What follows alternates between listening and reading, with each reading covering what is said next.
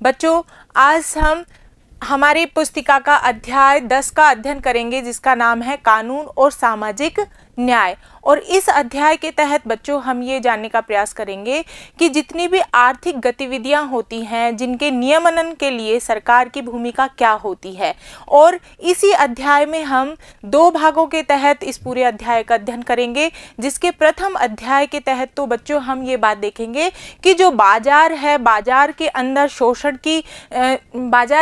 शोषण के जो शिकार वर्ग हैं वो कौन कौन से वर्ग होते हैं और उन वर्गों के लिए कानून की आवश्यकता क्यों होती है। और इसी भाग के तहत बच्चों हम यह भी जानेंगे कि ऐसे कौन कौन सी दुर्घटनाएं हमारे देश के अंतर्गत हुई हैं जिससे श्रमिक वर्ग और मजदूर वर्ग को बहुत सारी हानि उठानी पड़ी है और उनके मौलिक अधिकारों का उल्लंघन हुआ है। इसके दूसरे भाग के तहत बच्चों हम ये जानेंगे कि सरकार के द्वारा कौन कौन से कानून बनाए गए हैं जिनके माध्यम से हमारे लोगों को सामाजिक न्याय प्राप्त होती है। साथ ही हमारे पर्यावरण के मुद्दे को भी हम इस पे लेकर पढ़ेंगे। तो बच्चों, इस प्रकार से इस पूरे अध्याय को हम 2 भागों में कंप्लीट करेंगे। सबसे पहले हम इसका भाग पहला देखते हैं, जिसके तहत हम देखते हैं कि जो बाजार के अंतर्गत उद्योग जगत के लोगों की और तथा सरकार की या सामान्य व्यक्ति की और न्यायालयों की क्या क्या भूमिकाएं होती हैं बाजार में शोषण को रोकने के लिए। तो चलिए शुरुआत करते हैं। सबसे पहले बच्चों हम बात करते हैं कि बाजार में शोषण वर्ग जो होता है वो कौन होते हैं, यानी कि ऐसे वो लोग कौन होते हैं जिनके साथ में शोषण हो रहा होता है। तो बच्चों, इसके लिए हम देखते हैं कि मजदूर वर्ग होते हैं जो मजदूरी करते हैं, उपभोक्ता और उत्पादक, ये मुख्य रूप से 3 वर्ग होते हैं। और इन 3 वर्गों का बाजारीकरण के अंतर्गत शोषण के जो मुद्दे होते हैं वो ज्यादा होते हैं। उत्पादक कौन होते हैं? उत्पादकों के अंतर्गत बच्चों वो लोग आते हैं, वो वर्ग आते हैं जो कि जितनी भी हमें सुविधाएं प्राप्त हो रही हैं उनका उत्पादन करते हैं। इसके अंदर मुख्य रूप से किसान लोग आते हैं। कौन आते हैं उत्पादक के अंतर्गत? किसान लोग आते हैं। दूसरी, किसान के द्वारा जब भी किसी बाजार की वस्तु का उत्पादन किया जाता है, जिस तरीके से आप देख सकते हैं कि अनाज होता है या गन्ना होता है या फिर और भी कॉफ़ी होती है, रेशे होते हैं, वो किसानों के द्वारा उत्पादित किए जाते हैं। जब इन कच्चे माल को बच्चों इनकी ढुलाई की जाती है, इनका उद्योगों के अंतर्गत इनको भेजा जाता है, कारखानों में जब इनका जो कच्चे माल से जब कोई वस्तुओं का निर्माण होता है तो उसमें मुख्य भूमिका किसकी होती है? मजदूरों की। यानी कि मजदूर वर्ग, इनका जो भी श्रम का कार्य होता है वो करने के लिए मजदूर वर्ग का उपयोग किया जाता है। मजदूर वर्ग के बाद में होते हैं बच्चों उपभोक्ता। उपभोक्ता के अंतर्गत वो लोग आते हैं या वो वर्ग आते हैं जो इन सभी वस्तुओं का उपभोग करते हैं। जिस तरीके से मान लो गन्ना है, गन्ने का उत्पादन किसान ने किया तो उत्पादक हो गए। साथ में गन्ने के लिए जब मिलों के अंदर चीनी बनाने का काम हुआ, वहां पर जितने भी लोगों ने कार्य किया वो मजदूर वर्ग के अंतर्गत आ गए, श्रमिक लोगों के अंतर्गत आ गए। और जब उस चीनी का जो भी लोग उपयोग कर रहे हैं यानी उपभोग कर रहे हैं तो वो सभी लोग उपभोक्ता कहलाएंगे। तो बच्चों, बाजारीकरण के तहत ये 3 वर्ग ऐसे होते हैं जिनके साथ में शोषण होता रहता है। और इस अध्याय में बच्चों हम यही जानने का प्रयास करेंगे कि बाजार के अंतर्गत इन लोगों के साथ में जो शोषण हो रहा है उस शोषण को बचाने के लिए और सामाजिक न्याय की स्थापना करने के लिए सरकार की या फिर आम जनता की या फिर न्यायालयों की क्या भूमिका होती है, वे कौन कौन से मुद्दे होते हैं जिन पर कानून बनाना अति आवश्यक होता है। अगर हम बात करें मुख्य रूप से मजदूर की, जो एक मजदूर होता है, एक श्रमिक होता है, उसका शोषण सर्वाधिक होता है।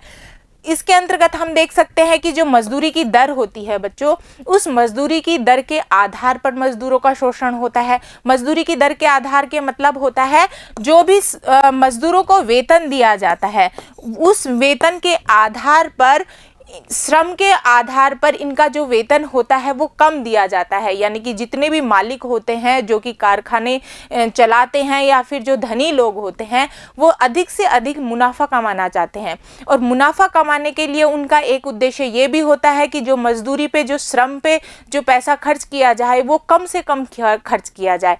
इसीलिए ये जो भी उद्योगपति होते हैं ये चाहते हैं कि उन्हें कम से कम वेतन में कोई मजदूर मिल जाए। और इसीलिए मजदूरों को मजदूरी की जो दर दी जाती है वो उनके श्रम से बहुत ही कम दी जाती है। तो इस प्रकार से इनका आर्थिक शोषण होता है।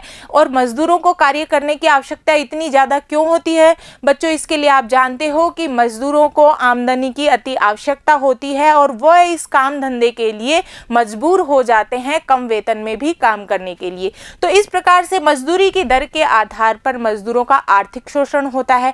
दूसरी बात अगर हम करते हैं मुनाफे की चाह, जो कंपनियां होती हैं मुनाफे की चाह के आधार पर भी बहुत सारा शोषण करती हैं। इसमें हमारे उपभोक्ताओं के साथ में भी शोषण होता है और जो उत्पादक वर्ग होते हैं उनका भी शोषण होता है। मुनाफे की चाह में ये जितनी भी कंपनियां होती हैं ये उत्पादकों से जो कच्चा माल लेती हैं ये बहुत ही कम मूल्य में लेती हैं और फिर उसको परिष्कृत करके जब उसका पक्का माल तैयार किया जाता है उनको बाजारों में भेजा जाता है और जब भी उस माल को उपभोक्ता तक भेजा जाता है तो उसका जो मूल्य होता है उसमें काफ़ी इजाफा कर दिया जाता है। यानी कि मुनाफे की चाह में ये जो निजी कंपनियां हैं इनका वर्चस्व धीरे धीरे बढ़ता जा रहा है और कच्चे माल की सस्ती कीमत आंकना, बाकी जो वस्तुएं निर्मित की जाती हैं उनकी कीमतों का इजाफा कर देना, ये इन निजी कंपनियों का एक मुख्य कार्य हो गया है। तो इस आधार पर भी जो सामान्य जनता होती है, जो सामान्य लोग होते हैं, मजदूर लोग होते हैं, किसान लोग होते हैं, उपभोक्ता होते हैं, इनका शोषण होता है। तो दूसरा इनका भी शोषण होता है। तीसरी बात हम करते हैं सुरक्षा समस्या की। सुरक्षा समस्या के आधार पर भी बच्चों शोषण होता है। सुरक्षा समस्या किसके लिए है? मजदूर लोगों के लिए। जब मजदूर किसी कारखाने में या किसी उद्योग धंधे के अंतर्गत कार्य करते हैं तो वहाँ पर ऐसी बहुत सारी खतरनाक स्थितियाँ होती हैं जिनके अंतर्गत उनके स्वास्थ्य की हानि होती है, कई बार उनके जान की भी हानि होती है। आपने देखा होगा कि बहुत सारे खादानों के अंतर्गत मजदूर होते हैं, पत्थर ढोते रहते हैं। कई बार ऐसा होता है कि कोई चट्टान गिर जाती है, कोई खादान ढह जाती है तो उसमें काफ़ी सारे जो मजदूर होते हैं उनकी मौत हो जाती है। इसी तरीके से आप कारखानों में भी देख सकते हैं, वहाँ पर भी बिजली का करंट लग जाता है कई बार, या कई बार और भी बहुत सारी दुर्घटनाएं हो जाती हैं। तो इन दुर्घटनाओं के माध्यम से इन मजदूरों को सुरक्षा प्रदान करना भी सरकार की जिम्मेदारी होती है। और इसके आधार पर भी ये जो कंपनियां होती हैं ये शोषण करती हैं। शोषण किस आधार पर करती हैं? जब ये सुरक्षा पूरी तरीके से मुहैया नहीं करवाती हैं तो इससे जो भी श्रमिक लोग लगे होते हैं उनके स्वास्थ्य की हानि का शोषण होता है, यानी कि स्वास्थ्य का शोषण होता है। साथ ही उनके जीवन स्तर पर भी पूरी तरीके से ध्यान नहीं दिया जाता है। आपको ध्यान हो कि जितने भी श्रमिक लोग लगे रहते हैं वो कम वेतन के साथ साथ में उनको पूरी सुविधाएं भी प्रदान नहीं की जाती है। यानी कि जो भी कारखाने होते हैं उनके तहत उनको भोजन की व्यवस्था, रहने की व्यवस्था, कपड़ों की व्यवस्था, ये जो सामान्य मूलभूत व्यवस्थाएं होती हैं ये किसी भी उद्योगपति के द्वारा श्रमिकों को प्रदान नहीं की जाती है। इसके लिए उनके जो जीवन स्तर का भी एक तरीके से शोषण होता है। तो तीसरी बात, अगर मजदूर और उपभोक्ता और उत्पादक, हम इन बात कर रहे हैं कि इन तीनों ही वर्गों का यहाँ पर शोषण होता है। तो इस प्रकार से बच्चों आप समझ गए होंगे कि बाजार के अंतर्गत जो शोषित वर्ग है वो कौन कौन से वर्ग होते हैं। इसके अंदर हम मजदूरों को लेते हैं, उत्पादक यानी किसानों को लेते हैं और उपभोक्ता यानी कि उपभोग करने वाले जो सामान्य लोग होते हैं इनको लेते हैं। तो बच्चों अगर हम इन सारे शोषित वर्गों के लिए अगर हम सरकार की भूमिका देखें, यानी कि सरकार की क्या जिम्मेदारी होती है, तो बच्चों इसके तहत हम देख सकते हैं कि जो सरकार होती है उन सरकार को ऐसे कानूनों का निर्माण करना चाहिए, ऐसे नियमों को लागू करना चाहिए जिनसे कि इनके शोषण के ऊपर रोक लग सके और बाकी जो निजी कंपनियां हैं या फिर जो उद्योगपति हैं या फिर जो शक्तिशाली ताकतवर लोग हैं उनके माध्यम से जो शोषण किया जा रहा है उस पर भी पाबंदी लगाई जा सके। तो इस प्रकार से हम देखते हैं कि बच्चों कि यहाँ पर आप एक उदाहरण देख सकते हैं अहमदाबाद मिल का। इस उदाहरण के माध्यम से आप देख सकते हैं कि किस प्रकार से मिल के अंदर 1980 से 90 के दशक के पहले जो कार्य करने वाले श्रमिक लोग थे जो कि हथकरघा मिल के माध्यम से कपड़ों का बुनाई किया करते थे, उनका जब 1990 के बाद में उनकी मील को जब रोक दिया गया, बंद कर दिया गया, और उसके बाद में जब बिजली की मीलें आई तो किस प्रकार से श्रमिकों का शोषण हुआ। इस चित्र के अंतर्गत आप देख सकते हैं कि यहाँ पर जो भी कपड़ा बनाने की मील लगी हुई है उसमें सारा कार्य किससे हो रहा है, बिजली से हो रहा है। और बिजली से होने के कारण आपको दिखाई दे रहा होगा कि यहाँ पर जितनी भी मशीनें हैं उनमें 1 या 2 मजदूर लगे हुए हैं। ये इनसे क्या प्रभाव पड़ेगा बच्चों मजदूरों के जीवन पे? आप देख सकते हैं कि जब मजदूर कम होंगे, मशीनें ज़्यादा कार्य करेंगी, तो इससे मजदूरों का आर्थिक रूप से उनमें गिरावट आएगी, यानी कि गरीबी बढ़ जाएगी। साथ ही उनके और भी बहुत सारी सामाजिक समस्याएं उत्पन्न हो जाती हैं। इस उदाहरण में आप ये भी देख सकते हैं कि 1980 से और 1990 के बीच में जो कपड़ा बनाया जाता था वो अधिकतर किससे बनाया जाता था? वो बनाया जाता था करघों से। करघों का मतलब होता है हाथ से कताई बुनाई करके कपड़ा बनाया जाता था। फिर जब इन करघों को बंद कर दिया गया 1990 के दौर में, तो उसके बाद में जितनी भी इकाइयां आई वो सारी बिजली से बनने वाली इकाइयां आई, यानी कि बिजली के माध्यम से कपड़ा मिलों के द्वारा कपड़ा बनाने का कार्य शुरू कर दिया गया। तो जहां पे पहले छोटे उद्योग धंधे चल रहे थे जिनमें उनके ग्रामीण स्तरों पर उनके पूरे परिवार वाले उसके अंतर्गत रोजगार प्राप्त कर रहे थे, तो धीरे धीरे इन श्रमिकों को रोजगार की कमी होने लगी और इनके ऊपर आर्थिक दबाव भी बढ़ गया। तो इस आधार पर हम देख सकते हैं कि हमारे उद्योगों के माध्यम से, जहां पर उद्योगों का बिजलीकरण के माध्यम से मशीनीकरण हो रहा है, तो उससे भी मजदूरों का किस प्रकार से शोषण हो रहा है। अब बात करते हैं बच्चों हम इस बाजार के जो अनुचित जो तौर तरीके होते हैं, यानी कि बाजार के अंतर्गत मजदूरों का ये शोषण हो रहा है, जो अपना मनमानापन चल रहा है, उस पर अंकुश किस प्रकार से लगाया जा सकता है। और अंकुश लगाने का कार्य किसका होता है? किसका होता है बच्चों? अंकुश लगाने का कार्य सरकार का होता है, यानी कि मुख्य जिम्मेदारी सरकार की होती है कि सरकार के द्वारा ऐसे शोषण को रोकने के लिए और लोगों के मौलिक अधिकारों को के हित के लिए ऐसे कानून बनाए जाएं, ऐसी नीतियां बनाई जाएं जिसके माध्यम से इनको उचित प्रकार से सारे लाभ प्रदान किए जा सके। तो इसमें जो मुख्य भूमिका होती है इस पर अंकुश लगाने की, वो किसकी होती है? सरकार की। और सरकार किस प्रकार से कार्य कर सकती है? सबसे पहले तो कानून बनाए जाएं। हर क्षेत्र के अंतर्गत जहां पर भी ऐसा लगता है सरकार को कि यहाँ पर जो सामान्य जनता का शोषण हो रहा है, तो वहां पर सरकार को कानून बनाने आवश्यक होते हैं। लेकिन बच्चों क्या आपने देखा है कि कानून बना देने से ही क्या शोषण की जो प्रक्रिया है वो खत्म हो जाती है, यानी कि लोगों का नुकसान कम हो जाता है? मात्र कानून बना देने से ऐसा संभव नहीं होता है। तो कानून बनाने के साथ साथ में सरकार की यह भी जिम्मेदारी बनती है कि उस कानून को पूरी तरीके से लागू किया जाए, यानी कि उस कानून की जो क्रियान्विति होगी वो सुचारू तरीके से पूरे क्षेत्रों में बिल्कुल नियमबद्ध तरीके से होनी आवश्यक होती है। अब जब कानून को लागू कर दिया जाता है तो उस कानून को कायम रखने के लिए उसमें समय समय पर पूरी निगरानी की भी व्यवस्था होनी चाहिए, यानी कि ये एक पूरी प्रक्रिया होती है जब ही किसी कानून का हमें अच्छा परिणाम प्राप्त होता है और इससे सामान्य जनता को हित होता है, सामान्य जनता के अधिकारों की रक्षा होती है, साथ ही समाज के अंदर सामाजिक न्याय की स्थापना होती है। तो बच्चों अब हम बात ये करते हैं कि जो हम बात कर रहे हैं मजदूर वर्ग की, तो मजदूर वर्ग के तहत सरकार के द्वारा ऐसे कौन कौन से कानून बनाए गए हैं जिनके माध्यम से उनका हित सधता है, यानी कि उनका हित किया जा सकता है। तो हम कुछ कानूनों को देख सकते हैं बच्चों। यहाँ पर एक न्यूनतम मजदूरी का कानून बना हुआ है। न्यूनतम मजदूरी का कानून का क्या होता है बच्चों की, यानी कि सरकार के द्वारा ये निर्धारित किया जाता है कि हर कार्य के लिए, कार्य भी अलग अलग तरीके के होते हैं, मजदूरी का कार्य अलग होता है, शैक्षिक रूप से कोई तकनीकी कार्य होता है वो अलग होता है।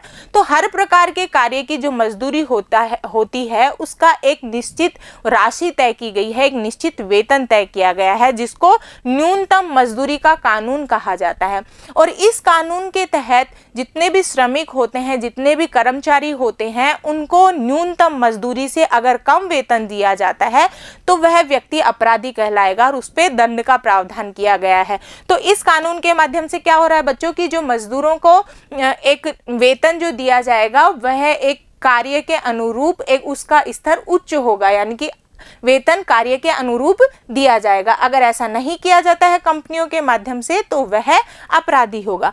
इसके तहत बच्चों दूसरा कानून भी आपने पढ़ा होगा, शोषण मुक्ति का कानून। शोषण मुक्ति हमारे संविधान के अंतर्गत एक मौलिक अधिकार भी दिया गया है, यानी कि सभी व्यक्तियों का शोषण से मुक्ति हो, यानी सभी व्यक्तियों के शोषण को रोका जाए।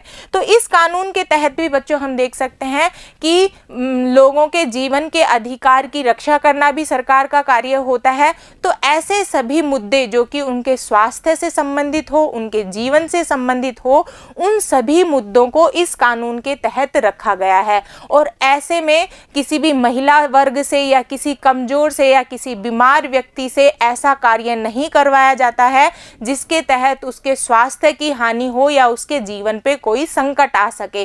तो ऐसे शोषण मुक्ति के लिए आपने दूसरा ये भी देखा होगा कि जो बाल मजदूरी होती है या फिर बंधुआ मजदूर की जो प्रथा चली हुई आ रही है, गुलामी की जो प्रथा चली हुई आ रही है, वो सब भी इस शोषण मुक्ति के कानून के अंतर्गत आते हैं। और ऐसी समाज के अंतर्गत ऐसी जो भी कोई घटनाएं दिखाई देती हैं तो वह अपराध के अंतर्गत आती है। सरकार उनके लिए दंड का प्रावधान करती है, सजा देती है, जुर्माना लगाती है। बात करते हैं कार्यस्थल पर सुरक्षा कानून। कार्यस्थल पर सुरक्षा कानून का मतलब ये होता है बच्चों कि जो भी श्रमिक या मजदूर जहां पर काम कर रहे होते हैं उस जगह पर उनकी सुरक्षा का पूरा इंतजाम किया जाए।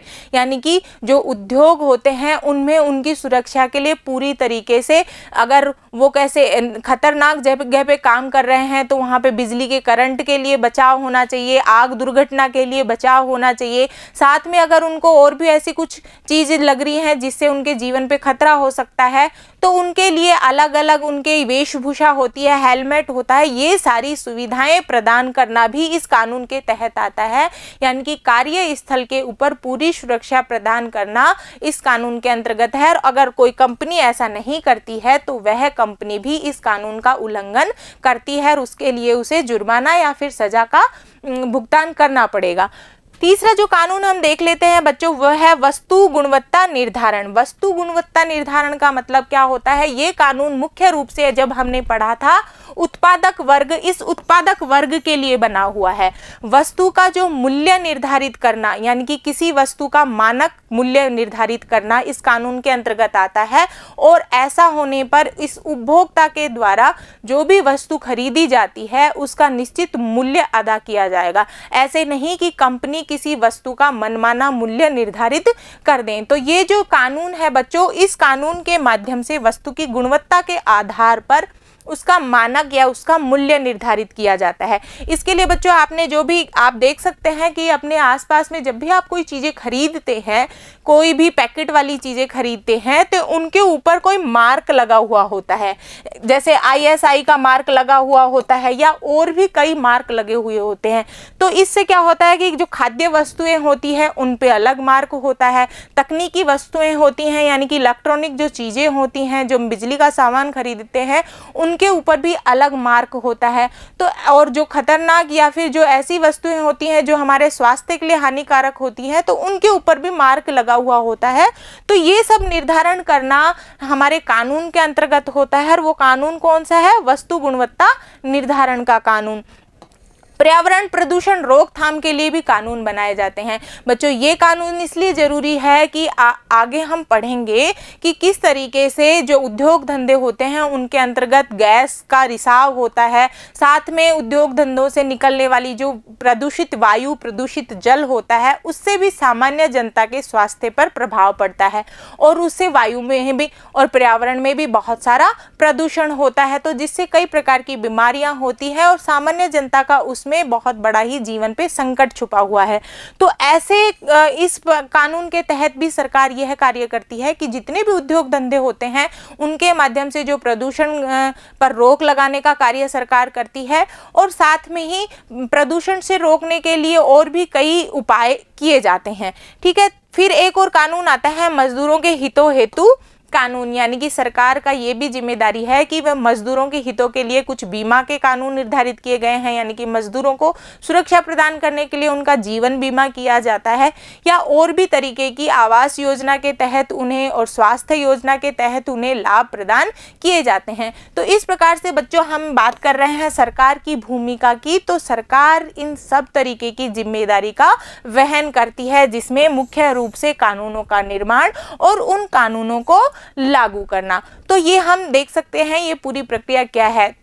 यहाँ पर हम दोबारा से एक बार सरकार की भूमिका या सरकार की जिम्मेदारी का हम दोबारा से एक बार लिखित में देख लेते हैं। कानूनों को व्यवस्थित रूप से लागू करना, उन्हें कायम रखना सरकार की जिम्मेदारी होती है। ताकतवर लोगों से कमजोर लोगों की रक्षा करना सरकार की जिम्मेदारी होती है। मजदूर, उत्पादकों और उपभोक्ताओं के अधिकारों की रक्षा करना सरकार की ही भूमिका होती है, सरकार का ही कार्य होता है। शोषण व मनमानेपन की नीति से समाज का बचाव करना, यानी कि बंधुआ मजदूरी या फिर बाल मजदूरी को रोकना भी सरकार का कार्य होता है। और साथ में विभिन्न दुर्घटनाओं से रोकथाम इन कानूनों के माध्यम से की जाती है, यह भी सरकार की जिम्मेदारी होती है। तो इस प्रकार से बच्चों हम देख सकते हैं कि सरकार कानूनों के माध्यम से किस प्रकार से अपनी जिम्मेदारी निभाती है। अब बात करते हैं बच्चों कि ये सरकार के द्वारा ये जो कानून बनाए जाते हैं, इन कानूनों को लागू भी कर दिया जाता है। और सरकार क्या हर बार हर जगह पर जाकर निगरानी रख सकती है, यानी कि प्रतिदिन इन कानूनों का अगर उल्लंघन हो रहा है तो सरकार हर जगह में गली गली में जाकर क्या इन कानूनों की रक्षा कर सकती है?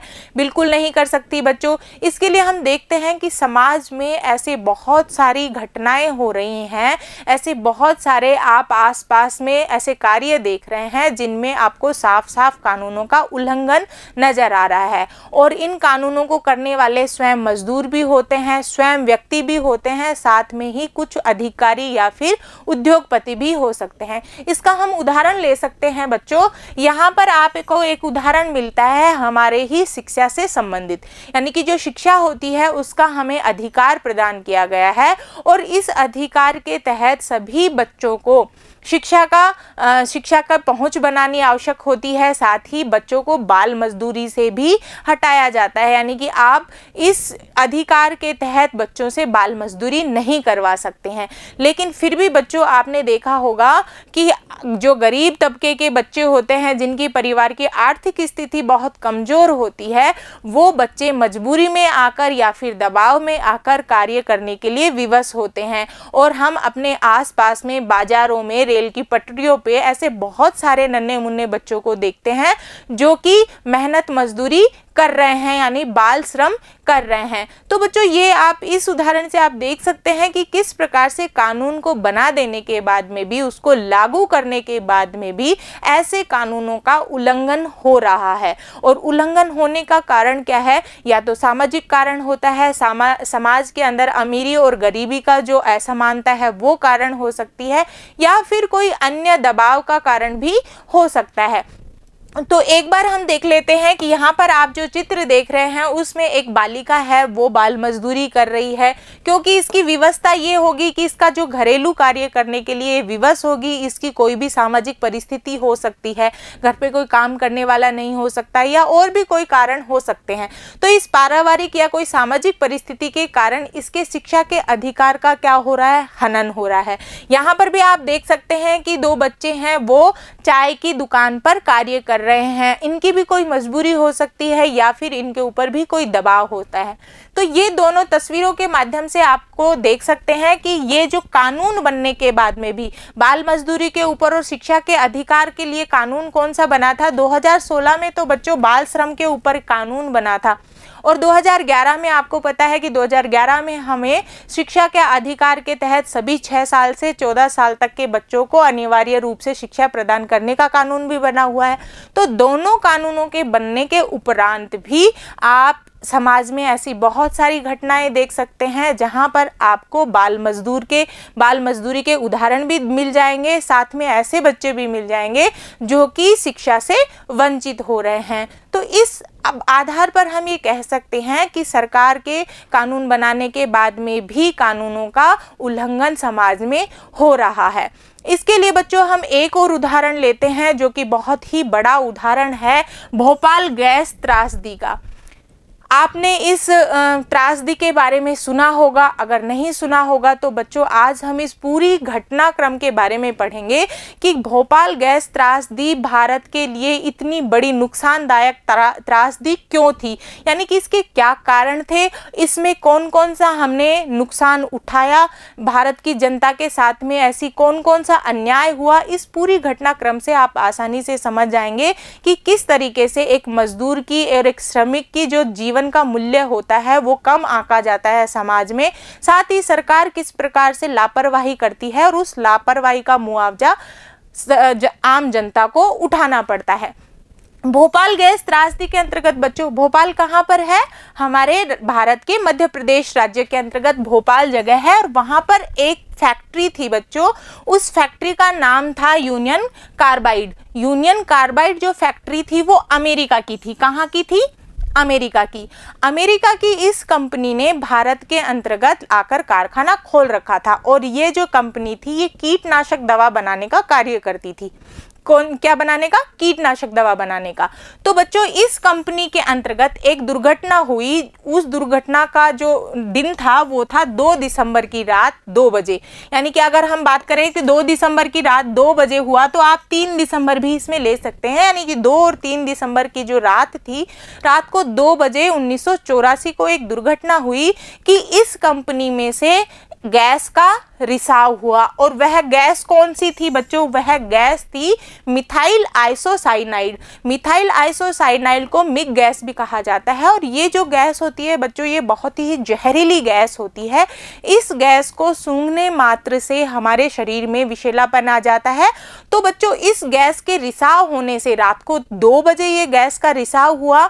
कंपनी के अंदर कोई भी रात को जो मजदूरी के लिए, जो निगरानी के लिए लोगों को रखा जाता है, कंपनी में ऐसी कोई भी निगरानी की व्यवस्था नहीं थी।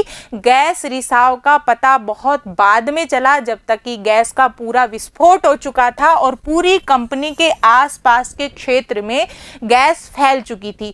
विषैली गैस थी, लोगों को अचानक से पता भी नहीं चला क्योंकि वो नींद में थे। और इस स्थिति में बच्चों 1 से 3 दिन के भीतर लगभग 8000 लोगों की वहां पर मौत हो गई।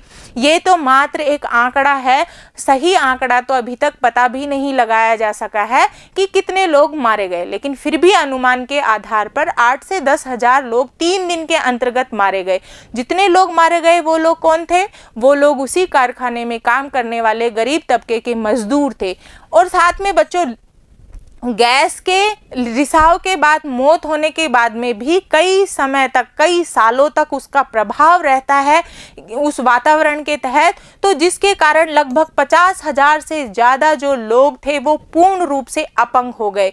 अपंग यानी उनके हाथ पैरों ने काम करना बिल्कुल बंद कर दिया। तो बच्चों इतना ज़्यादा जघन्य इस कंपनी के द्वारा जो अपराध किया गया, उस अपराध को हम भोपाल गैस त्रासदी के नाम से जानते हैं। इसके अंतर्गत हजारों की संख्या में लोग घायल भी हुए, हजारों की संख्या में लोगों को मानसिक तनाव हुआ, आंखें उनकी जलने लगी, उनके आंख, कान, नाक ने काम करना बंद कर दिया।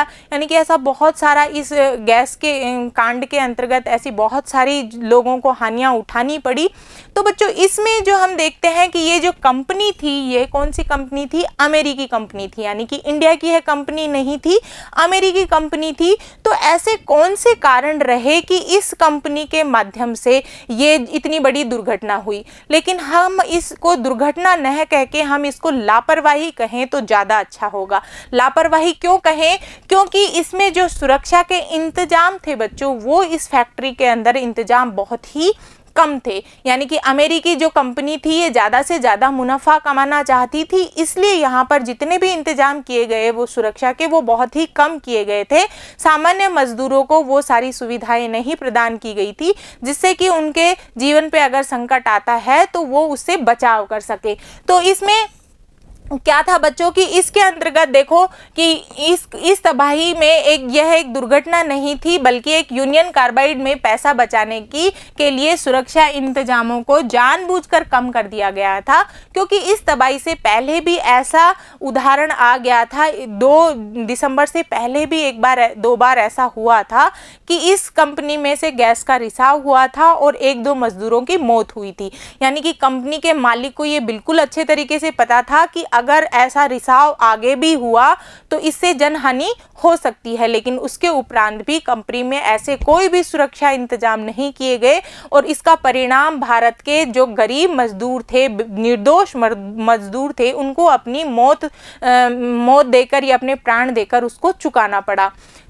फिर कानूनी लड़ाई भी हुई और कानूनी लड़ाई के तहत बच्चों जो अमेरिकी कंपनी थी, उस कंपनी ने, यूनियन कार्बाइड ने बिल्कुल साफ मना कर दिया कि हमारा इसमें कोई भी दोष नहीं है, और उन्होंने कह दिया कि ये जितनी भी लापरवाही थी ये स्वयं मजदूरों की थी। इसके आधार पर बच्चों इस कंपनी का मुकदमा जो था वो दीवानी न्यायालय के अंतर्गत गया।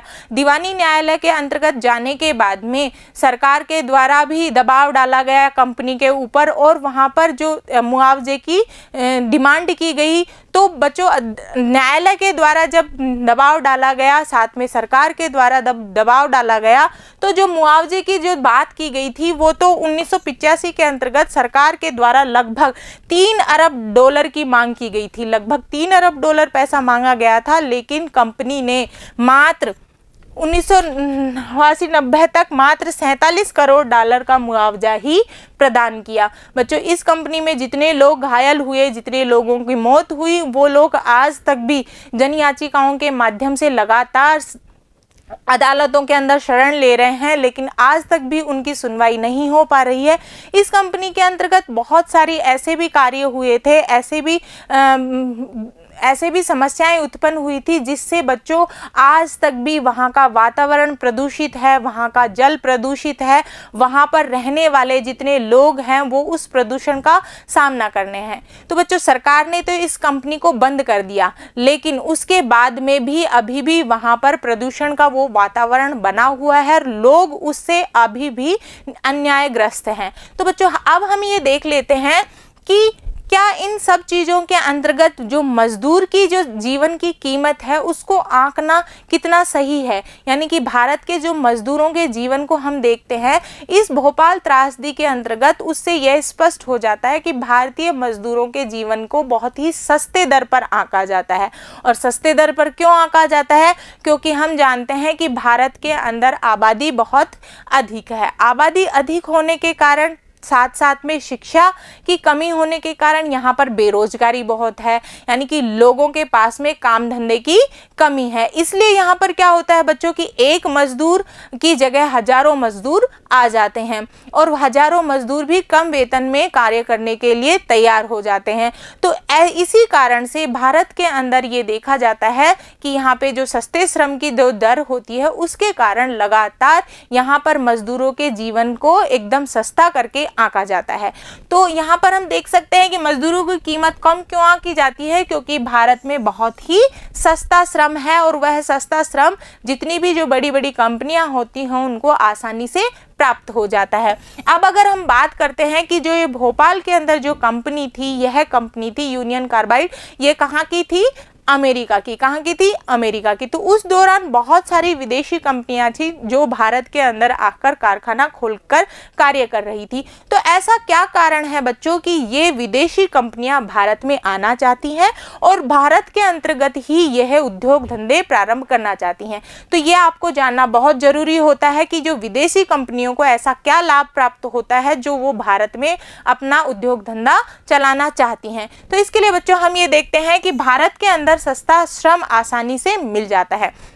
अभी हमने बात की कि भारत में आबादी अधिक है, यहाँ पर बेरोजगारी अधिक है, लोग बहुत बड़ी संख्या में काम की तलाश में रहते हैं, इसलिए इन कंपनियों को आसानी से सस्ता मजदूर मिल जाता है और एक मजदूर जाता है तो उसकी जगह उन्हें कई मजदूर और मिल जाते हैं। दूसरी बात करते हैं, यहाँ पे कार्य घंटों के एवज में वेतन कम देना पड़ता है। अगर हम बात कर ले, मान लो अमेरिका की जो कंपनी थी, अमेरिका में इंडिया के अंदर अगर हम अंतर भी करते जाएं तो यहाँ पर जो अमेरिका के जो लोग हैं, जो अमेरिका के मजदूर हैं, वो जितना कार्य करेंगे उसके एवज में वो उतना ही श्रम का आमदनी लेंगे, यानी वेतन लेंगे। जबकि भारत में क्या होता है, भारत में काम चाहिए होता है, पैसे कम ज़्यादा चल जाते हैं, इसलिए मजदूर कम वेतन में भी काम करने के लिए राजी हो जाते हैं। तो अमेरिका के अंतर्गत दूसरा भी कारखाना था, तो वहां पर भी और भारत के अंदर दोनों कंपनियों के अंतर्गत बहुत ही असमानता थी। वहां पर सुरक्षा के पूरे इंतजाम थे, वहां पर कंप्यूटर के माध्यम से पूरी निगरानी की जाती थी, यानी कि कंप्यूटर चेतावनी दे देता हर चीज में, जबकि भारत में ऐसा कुछ भी नहीं था।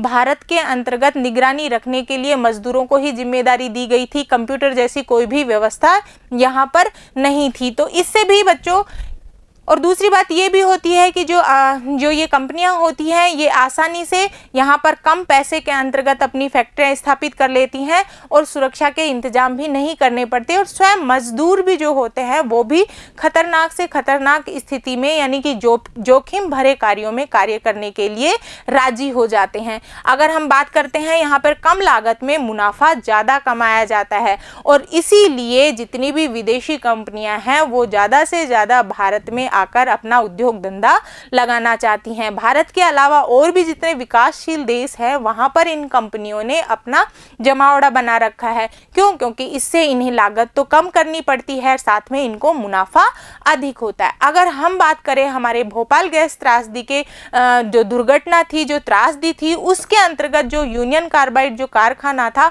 उसके अंदर भी ऐसी कई असुविधाएं देखने को हमें मिलती हैं, और इन असुविधाओं के परिणाम स्वरूप ही हमारे भारत में इतनी बड़ी जनहानि हुई। तो इसमें क्या क्या थी बच्चों कि इस कंपनी के द्वारा सुरक्षात्मक उपाय या तो थे ही नहीं, या फिर थे तो बहुत ही कम थे। दूसरी बात, 1980 से 1984 के बीच में जो मिक्स संयंत्र के कामगारों के जो दल था, उन कामगारों का दल की संख्या थी 12, जिससे कंपनी ने क्या किया, कामगारों की संख्या को घटाकर 6 ही कर दिया। ठीक है। दूसरी बात, मजदूरों की सुरक्षा के लिए प्रशिक्षण दिया जाता था। ये जो कंपनी अमेरिका में थी, वहां पर इन मजदूरों को प्रशिक्षण 6 माह का दिया जाता है। कितने माह का? 6 माह का। जबकि इंडिया के अंतर्गत 6 माह से घटाकर मात्र 15 दिन का ही प्रशिक्षण दिया जाता था। क्यों? क्योंकि इससे भी उनको आमदनी के अंदर कटौती हो गई, यानी कि इससे भी उन्होंने पैसा बचा लिया। तो अमेरिका के अंदर 6 माह का प्रशिक्षण दिया जाता था, जबकि भारत के अंदर मात्र 15 दिन का ही प्रशिक्षण दिया जाता था। रात की पारी के पद भी यहाँ पर खाली थे, यानी कि रात की पारी को लगाने के लिए जो पद निश्चित होते हैं, उन पदों को खाली कर दिया गया था। साथ ही बात ये करें कि भारत की जो भोपाल के अंतर्गत जो कंपनी थी, वहाँ पर किसी भी प्रकार की कंप्यूटर की निगरानी की व्यवस्था नहीं की गई थी, जबकि अमेरिका ने इसके लिए पश्चिमी वर्जीनिया के अंतर्गत, पश्चिमी वर्जीनिया में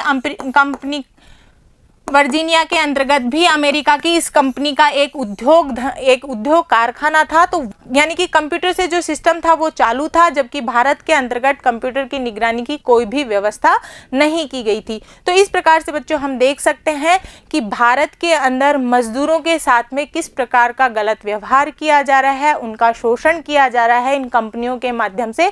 तो इस पूरे उदाहरण से आप अच्छे प्रकार से समझ गए होंगे कि भारत में एक मजदूर के जीवन की कीमत कितनी सस्ती आंकी जाती है। यानी कि भारत में सस्ती आंकने का कारण क्या है? क्योंकि एक मजदूर जो होता है वो जाता है तो उसकी जगह फौरन कोई दूसरा मजदूर आ जाता है, और इसका कारण यही है कि भारत में काफ़ी आबादी है और आबादी में बेरोजगारी है। बेरोजगारी ज़्यादा है, अतः कम तनख्वाह पर मजदूर आसानी से मिल जाते हैं, और जो मजदूर मिलते हैं वो असुरक्षित स्थितियों में, जोखिम भरे कार्यों में भी कार्य करने के लिए राजी हो जाते हैं, और फिर उनके स्वास्थ्य की, उनके जीवन की काफ़ी सारी समस्याएं होती हैं। उसके उपरांत भी वो लगातार उस कंपनी में कार्य करते रहते हैं और भारी मुनाफा कंपनी के मालिकों को प्रदान करते रहते हैं। तो बच्चों इस पूरे भाग के माध्यम से आप ये समझ गए होंगे कि किस प्रकार से जो भी उद्योगपति होते हैं वो उद्योगपति आम मजदूरों के श्रमिकों का शोषण करते हैं, उपभोक्ताओं का शोषण करते हैं, उत्पादकों का शोषण करते हैं, साथ में उनके स्वास्थ्य की कितनी हानि होती है और जीवन के जो अधिकार है उसका उल्लंघन होता है। तो इस भाग के अंतर्गत बच्चों हमने ये सब जाना। अगले भाग के अंतर्गत हम ये जानेंगे कि जो सरकार की जो भूमिका होती है कानून बनाना, उसके तहत कौन कौन से कानून बनाए गए हैं जिसके माध्यम से हमारे देश के आम जनता को, साथ में मजदूरों को, श्रमिकों को उन कानूनों का लाभ प्राप्त हो रहा है और उन कानूनों के तहत इन जो निजी कंपनियां हैं, उद्योगपति हैं, उन पर अंकुश लगाया जाता है। ये हम इससे अगले भाग में पढ़ेंगे। तो बच्चों तब तक के लिए बने रहिए। आपको बहुत बहुत धन्यवाद।